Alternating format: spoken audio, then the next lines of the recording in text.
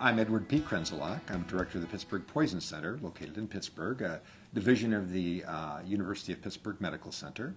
And I'm a professor of pharmacy and pediatrics at the University of Pittsburgh, and also the Gordon J. Vanscoy Endowed Chair in Pharmacy. So I have a lot of different titles at the University of Pittsburgh.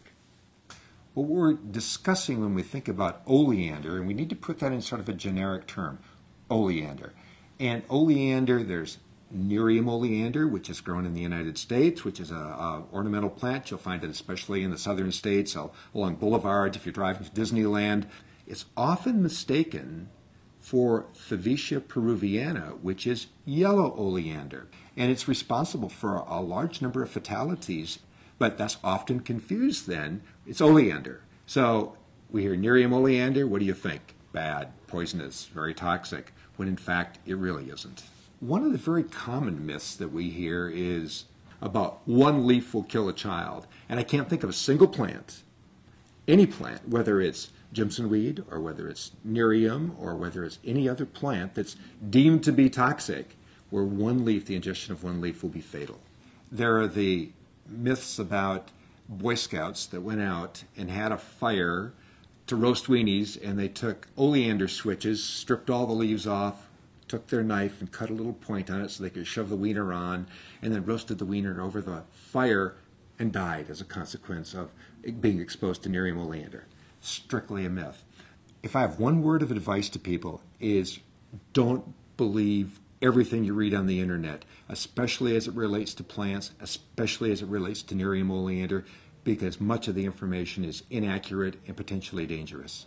I have a database, and this database represents data from the American Association of Poison Control Centers and involves 668,111 cases, if you can imagine that. It's a very large database. And these are all ingestions of plants. Let me put this into perspective for you. In about 2.3 million plant exposures over roughly the last 25 years, there have only been 43 deaths due to plant ingestions in the United States. None of them have involved Nerium oleander, not one.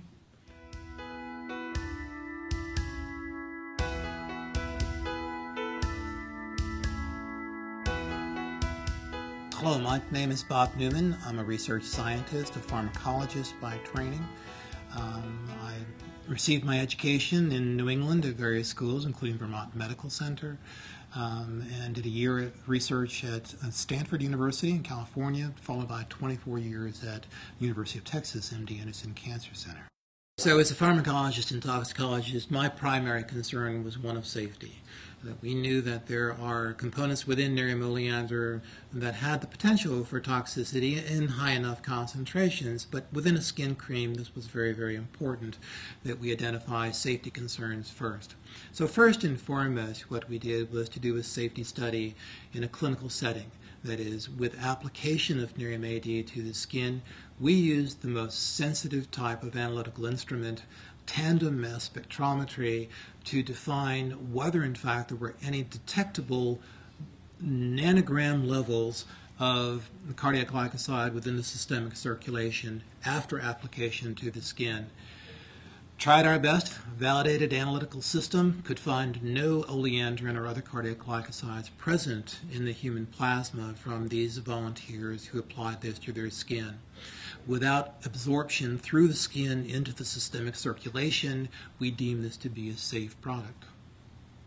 That, together with past studies where we were intentionally administering cardiac glycosides for treatment of cancer, showed the great safety to topical application of this.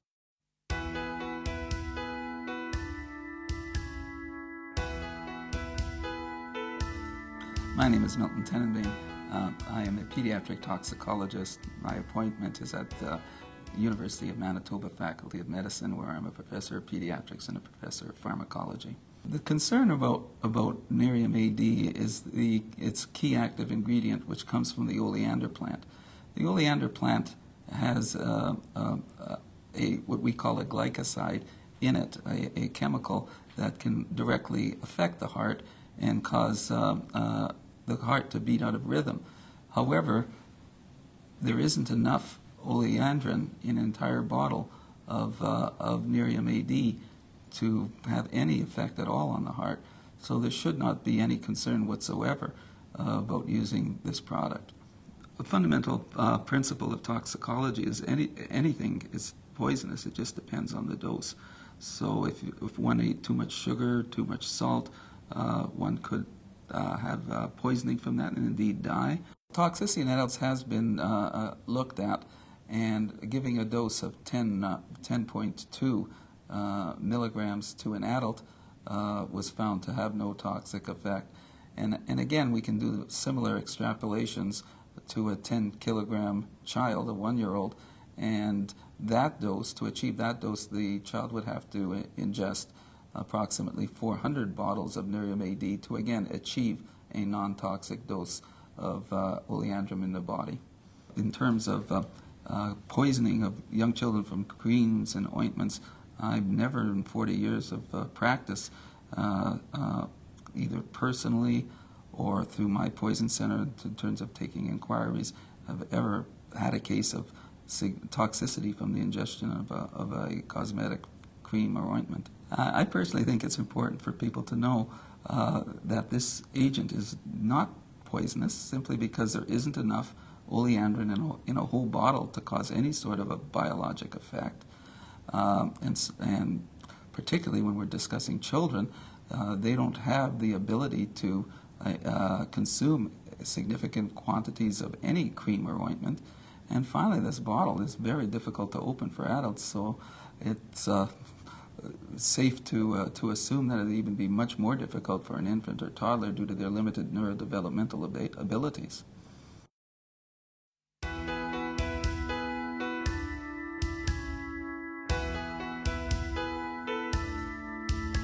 My name is Wallace Winters. I'm an MD, Ph.D.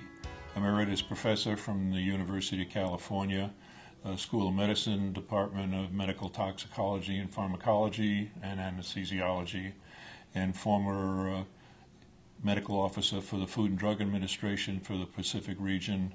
As a toxicologist, I had concerns about the potential toxicity of this oleander in the product.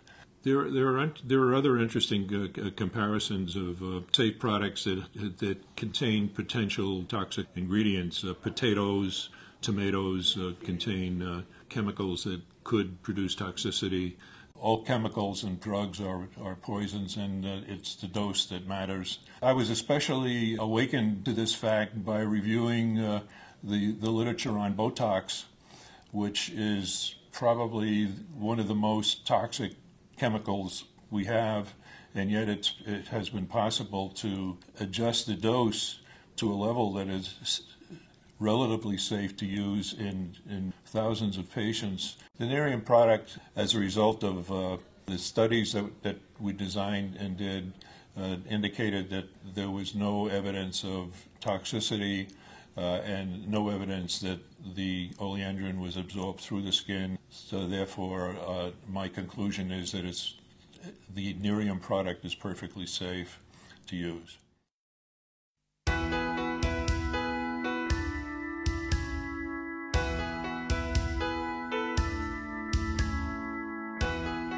I'm Ron Amon.